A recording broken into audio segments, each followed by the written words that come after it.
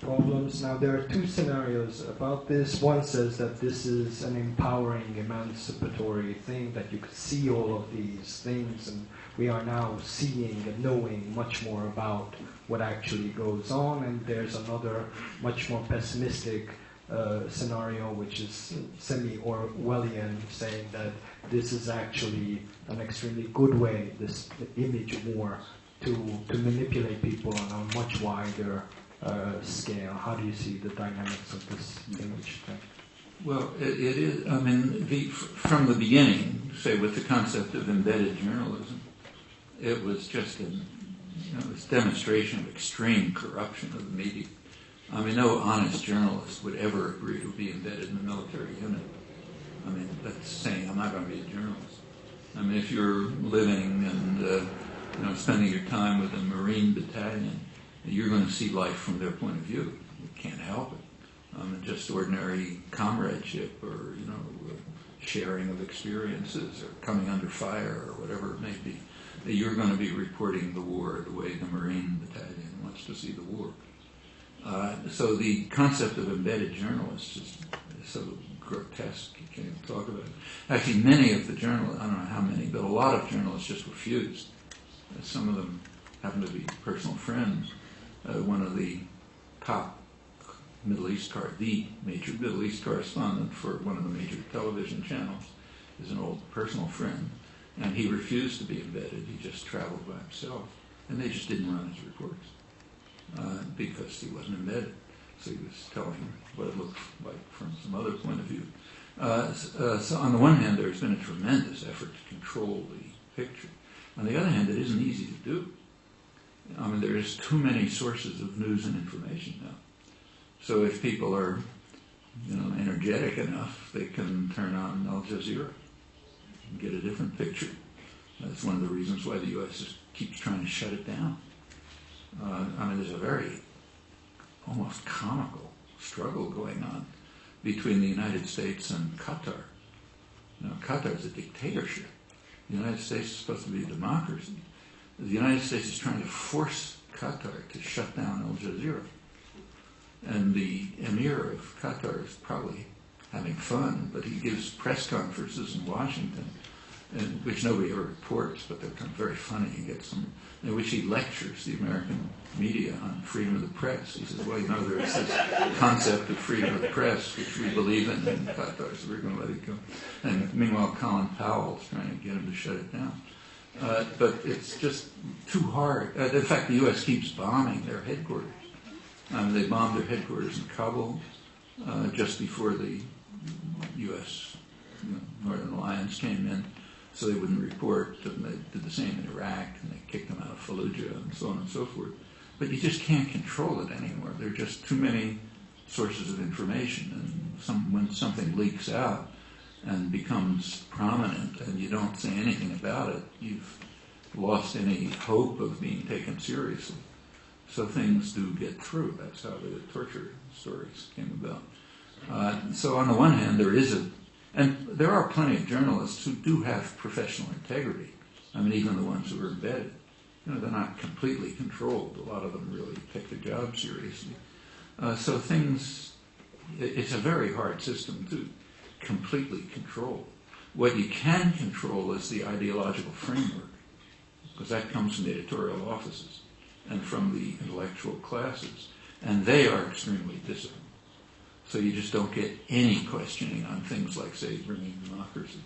I mean, that's, it would be like an Iranian journalist saying, I don't believe in God or something, or a Communist Party journalist saying, I don't believe in Marx or something. There's some things you just can't do, like questioning authority is just out. But that's part of the intellectual culture generally. It's not just the media.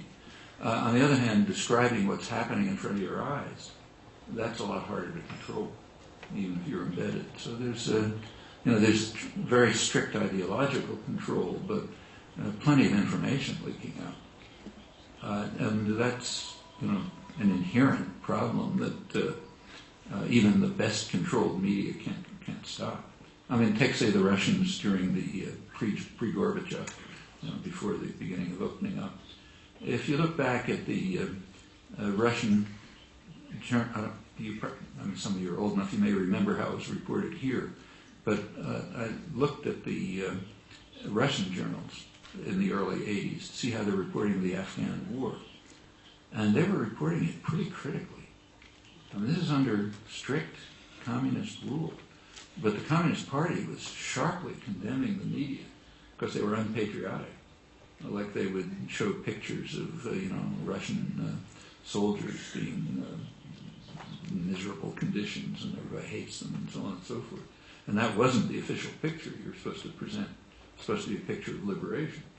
But it was getting into the Kremlin-controlled media to the extent that there were protests about it from the party hierarchy. You can tell me about your own experience, but I'll bet you it was true of the media here during that period too. It's just very hard to avoid. And in a freer country, of course, it's even harder to avoid. So I think the general picture is ideological conformity, but leakage concerning information and facts. I should say that in the United States, this has been very carefully studied. One of the good things about the United States, as distinct from Europe, is that intellectuals tend to be more critical. European intellectuals think of themselves as very critical and adversarial and so on, but in fact there's almost no self-criticism in Europe. I mean, one sign of it is there's very little media critique. So if you take a look at Germany or France and so on, there's virtually nothing is done on critical analysis of the media. And the reason is because of illusions that are widely held among intellectuals about how independent they are. So there's nothing to study. Well, start studying it, you quickly find the opposite. But in the United States, where there happens to be a more critical attitude, there is a lot of media critique. And people's beliefs, say about Iraq, lots of things, are studied and correlated with their media sources. So we have a huge amount of information about people's beliefs and where they're getting the beliefs from, and it's quite illuminating.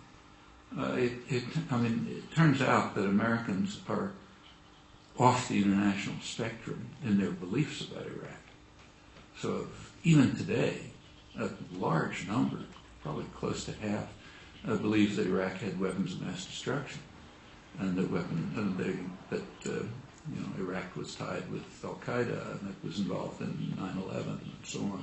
Those beliefs were very high before the war. I mean, it's kind of hard to maintain them now, but they're still quite high. In fact, very large percentage of Americans believe that the world population supported the war. And I mean, you could hardly find a country in the world where there was 10% support. But people don't know that. They believe the world supported us, that there were weapons of mass destruction, they're involved in fact, part of the reason for the terror, the violence in the prisons, you have to really understand the people involved in it.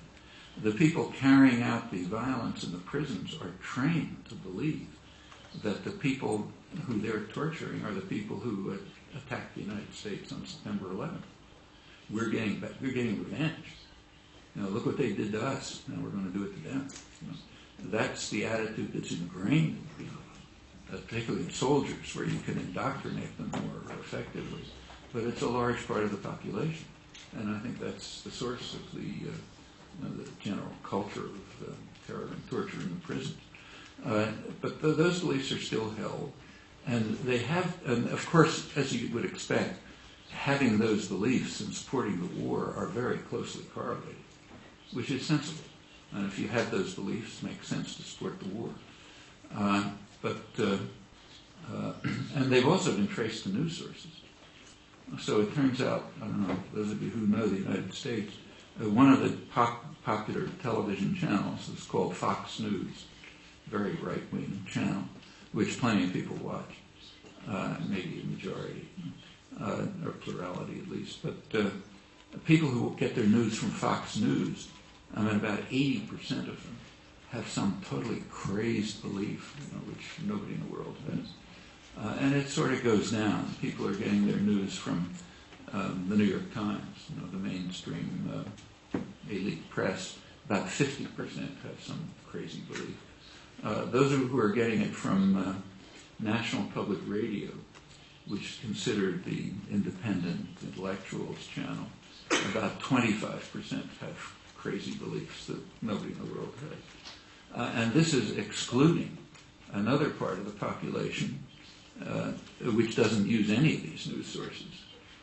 And this is kind of interesting. I mean, about over 20% of the population in the United States is getting their news from talk radio. Now, if any of you have been in the United States and listened to talk radio, you wouldn't believe it.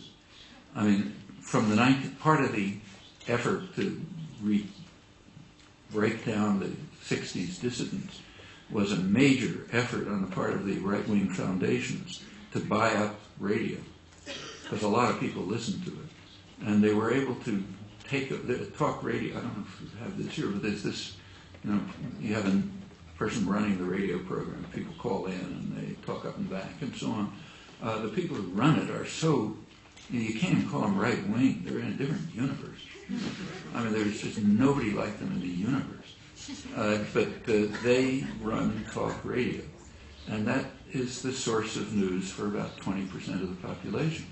If you look at younger people from, say, 18 to 25, where most of them are getting their news are from late-night television programs, comedy programs, where you have, after the main channel primetime television news is over from, say, 11 o'clock on, there are these programs with talk show, sort of kind of comedy. I don't know how you describe it.